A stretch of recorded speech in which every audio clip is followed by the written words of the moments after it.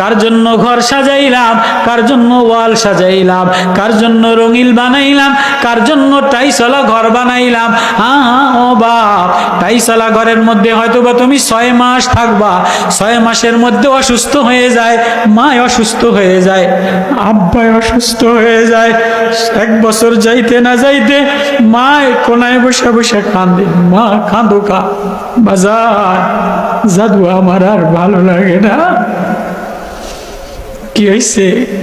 পেটের কোনায় ব্যথা করে। মারে হাসপাতালে আম্মু চলে গেছে, মার পিত্তথলিতে পাথর হয়েছে। এই মা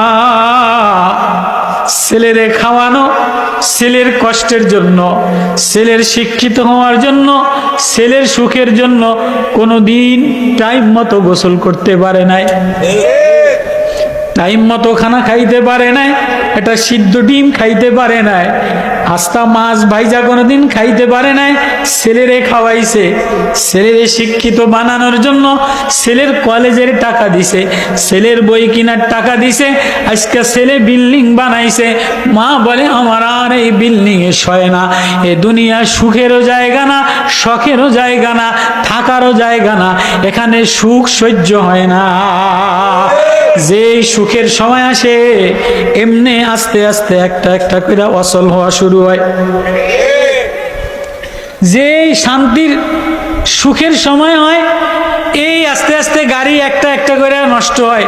একদিন নাট বল্টু, একদিন পিত্তথলি, একদিন লিভার, একদিন ডায়াবেটিস, একদিন প্রেশার, একদিন হার্ট, একদিন চোখ, চোখে দেখে না, আরেকদিন বুক ধরপর করে, একটার পরে একটা ব্যারাম, একটার পরে একটা রোগ, চলতে পারে না, উঠতে পারে না, দেখে না, শোনে না।